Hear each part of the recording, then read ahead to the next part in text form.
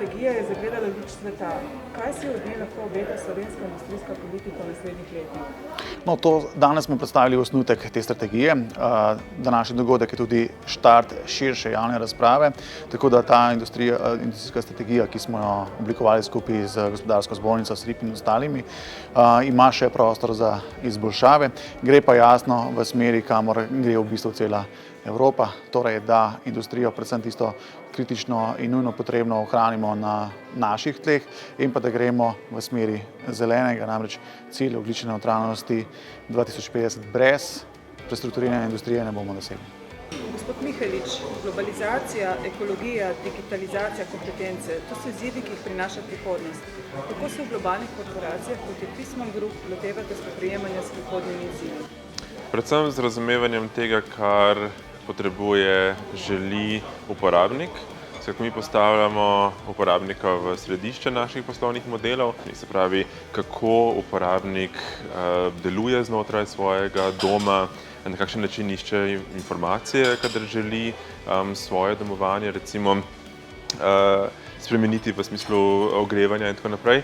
In raven opazovanje z določeno mero empatije, z določeno mero razumevanja je tisto, ki nas pelje naprej.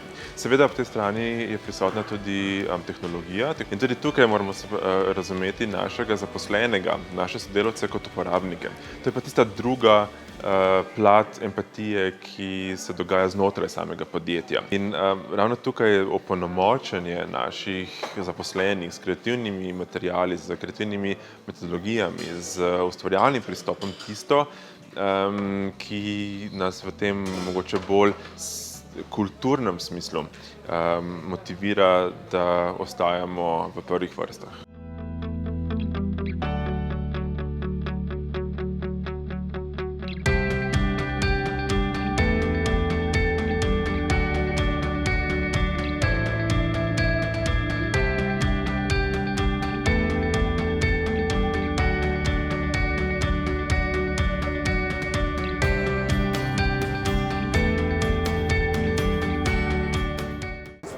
Krmarila slovenska industrija med vse zahtevnejšimi pogoji okoljskih standardov in izzivi novih tehnologij.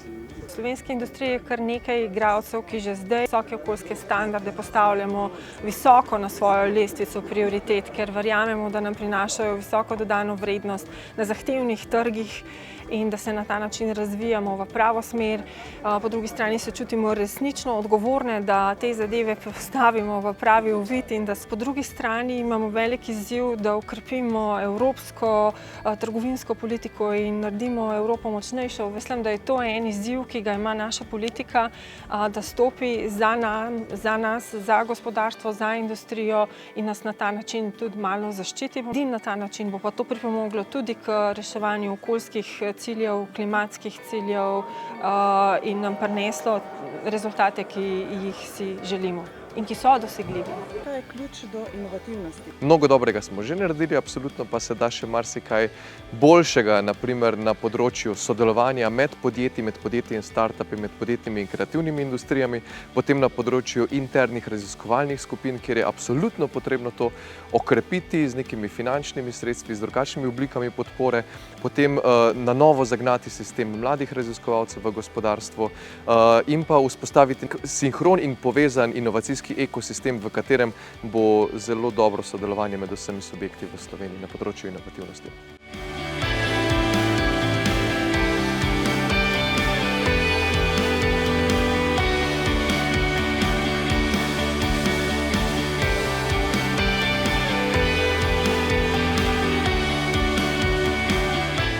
Če bi imeli 3 želje, kaj bi spremenili pri vas, vaši panogi in Sloveniji, da bi dosegli čim več in bili bolj uspešni? Bom eno željo pustil mogoče zdaj, za drugič bom samo 2 vzel. Prva želja je, da bi bili v takih debatah zraven tisti, ki lahko potem nekaj naredijo. Bili del te debate in potem skupaj prišli do nekih zaključkov. Druga želja je pa, da potem, ko se zmenijo, damo to na nek kanban, na nek to-do list in se potem dobimo čez nekaj časa in vidimo, a smo kaj naredili.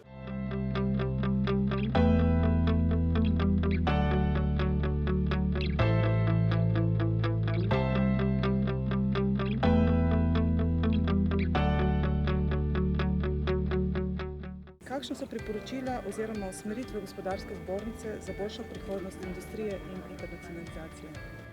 Ja, na tej konferenci smo izpostavili pomembnost povezanosti industrije, internacionalizacije in tudi vseh ostalih deležnikov v tem ekosistemu, da bomo znali odgovoriti na izzive, ki prihajajo.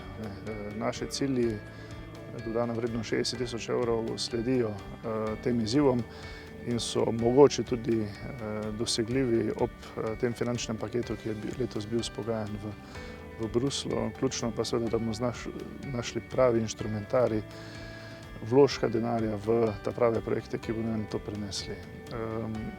V povezavi seveda z glavnimi trendi, kot je razogljičenje družbe, kot je digitalizacija, in v tej luči je seveda konferenca priložnost za izmenjavo mnenj, za kritično tudi pogled za posamezne branže in jaz verjamem, da bomo našli tistih ključnih par področij, s katerimi bomo potem operativno zapeljali ta program.